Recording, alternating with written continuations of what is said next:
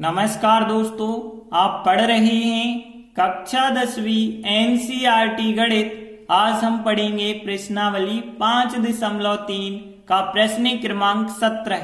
तो ध्यान से समझना। देखिए यहाँ पे सवाल थोड़ी बड़ा है, लेकिन ध्यान से समझना क्या कहा गया है। स्कूल के विद्यार्थियों से एक बात कही गई है कि वायु प्रदूषण कम करने के लिए आप क्या करो, स्कूल के अंदर और बाहर पेड़ लगाओ। तो फिर यह निर्णय लिया गया कि प्रत्येक कक्षा का प्रत्येक अनुभाग का मतलब है सेक्शन, समझ लीजिए। जैसे हर कक्षा के सेक्शन कर देते हैं, section A, section B, section C. तो यहाँ पे प्रत्येक कक्षा के कुछ सेक्शन होंगे, उनको क्या करना है, पेड़ लगाना है। और उन्हें कितने पेड़ लगाना है, अपनी कक्षा संख्या के बराबर पेड़ लगाना है। जैसे यदि 5वीं कक्षा है तो सेक्शन ए जो होगा वो 5 पेड़ लगाएगा, सेक्शन बी जो होगा वो भी 5 पेड़ लगाएगा। मतलब जितने सेक्शन होंगे उन सभी को 5-5 पेड़ लगाने होंगे। यदि वो कक्षा 5 के हैं तो, और वो कक्षा 6 के हैं तो उन्हें 6-6 पेड़ लगाने होंगे। आगे कहा गया है, समझाया गया है। जैसे उदाहरण लें, कक्षा 1 का, कक्षा पहली की बात करें तो एक अनुभाग 1 पेड़ लगाएगा। मतलब जो कक्षा 1 में पढ़ते हैं और उनका जो सेक्शन होगा उसे 1 पेड़ लगाने के लिए मिलेगा पहले सेक्शन को। कक्षा 2 में यदि वो पढ़ते हैं तो उसका एक अनुभाग 2 पेड़ लगाएगा, 3 में पढ़ते हैं तो 3 लगाएगा, 4 में तो 4। ऐसे 12वीं कक्षा तक चलते जाना है। और प्रत्येक कक्षा के 3 अनुभाग हैं, ये स्पष्ट कर दिया। 3 सेक्शन हैं प्रत्येक कक्षा के। अब हमें बताना है इस पूरे स्कूल के विद्यार्थियों द्वारा कुल कितने पेड़ लगाए गए होंगे। तो देखिए, पहली कक्षा वालों ने लगाए, दूसरी ने, तीसरी ने, सब ने लगाए। और हर कक्षा के 3-3 अनुभाग हैं, मतलब 3 सेक्शन हैं।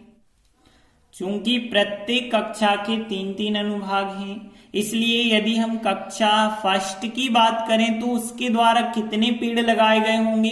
देखिए, कक्षा फर्स्ट में भी तो 3 अनुभाग हैं, और प्रश्न में कहा गया था कि प्रत्येक अनुभाग कितने पेड़ लगाएगा। जितनी कक्षा संख्या होगी, तो कक्षा 1 की बात हो रही है तो 3 अनुभाग को 1-1 पेड़ लगाने के लिए मिलेगा। तो फिर कुल 3 पेड़ ही लगाएगा कक्षा 1। फिर कक्षा 2 की बात करें तो कक्षा 2 के द्वारा कितने पेड़ लगाए जाएंगे। तो देखिए, यहाँ पे कक्षा 2 है तो उसे 2 पेड़ लगाने मिलेंगे। तो 2 + 2 + 2, क्योंकि 3 सेक्शन है तो पहले सेक्शन को 2, दूसरे सेक्शन को 2, तीसरे सेक्शन को 2, मतलब यहाँ 6 पेड़ लगाने मिल जाएंगे कक्षा 2 को। अब कक्षा 3 की बात करें तो कक्षा 3 के द्वारा कितने पेड़ लगाए जाएंगे। तो अब उन्हें 3 + 3 + 3 पेड़ लगाने मिलेंगे। मतलब यहाँ पे तीसरी कक्षा है तो प्रत्येक अनुभाग को 3-3 पेड़ लगाने मिलेंगे। और 3 अनुभाग हैं तो 3 + 3 + 3, मतलब यहाँ पे 9 पेड़ लगाने मिल जाएंगे। इस प्रकार से और आगे आप 4वीं, 5वीं, 6वीं सब क्लासों का निकालते जाएंगे। और कहाँ तक निकालना है, 12वीं कक्षा तक निकालना है। तो कक्षा 12 के द्वारा कितने पेड़ लगाए जाएंगे। तो यहाँ 12 + 12 + 12, क्योंकि प्रत्येक अनुभाग को 12-12 पेड़ लगाने मिलेंगे। 12 + 12 + 12 मतलब 36 पेड़ लगाए जाएंगे।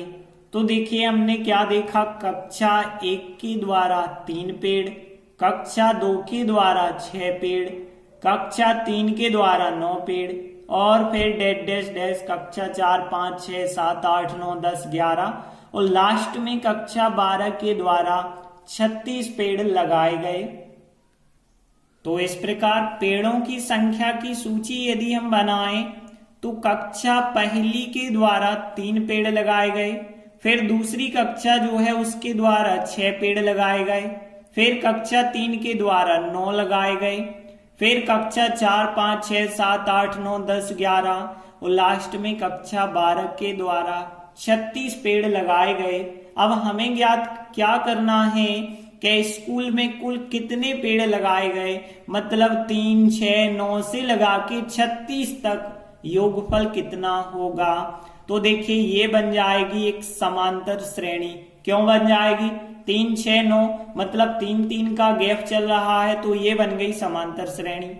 अब जब समांतर श्रेणी बन गई तो यहाँ पे a का मान पहला पद 3 हो गया। d सार्वंतर यदि हम देखें तो सार्वंतर कितना होगा? दूसरे में से पहला पद घटाएंगे, 6 में से 3 घटाया 3।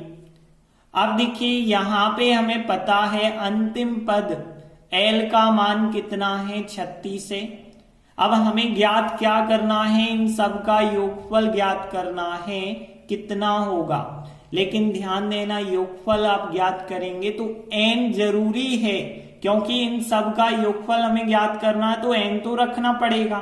a और d तो हैं, लेकिन n जब तक नहीं है तब तक आप Sn का फार्मूला नहीं लगा सकते हैं। लेकिन एक चीज ध्यान देना, जब l बराबर 36 हमें दिया गया है तो पहले जो चीज हमें दी जाती है हम उसी के फार्मूले लगा देते हैं। तो l का ही फार्मूला लगाया, a plus n minus 1 into D, अंतिम पद l का फार्मूला होता है बराबर 36 लिखा। a का मान है 3 और n का मान हम ज्ञात कर रहे हैं -1 और d का मान भी है 3, बराबर है 36। अब इस 3 का हम पक्षांतर करेंगे तो यहाँ पे 36, 3 जब उस तरफ जाएंगे तो माइनस के हो जाएंगे।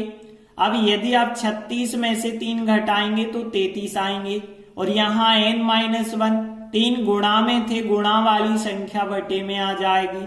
3 का भाग 33 में 11 बार जाएगा, n-1 बराबर 11, तो n बराबर 11 माइनस का 1 प्लस 1 हो जाएगा। तो 11 और 1 कितना आ गया? n का मान 12 आ गया। तो देखिए n का मान 12 आ गया, मतलब 3 से लगा के 36 तक 12 संख्याएं हो जाएंगी। इसीलिए अब हमें जो Sn निकालना है उसका फार्मूला लगाएंगे। Sn बराबर, Sn के 2 फार्मूले होते हैं। अंतिम पद l हमें पता है तो l वाला फार्मूला ही लगा दें, n/2 a प्लस l जो फार्मूला होता है ये फार्मूला हमने लगा दिया। n का मान 12 है तो s 12/2 हो जाएगा। a का मान कितना है? यहाँ पे 3 है तो a की जगह 3 रखा। l का मान कितना है? 36 है। आगे देखिए 12/2 बन जाएगा 6, और 3 और 36 टोटल हो जाएंगे 39 और बीच में आ जाएगा गुणा।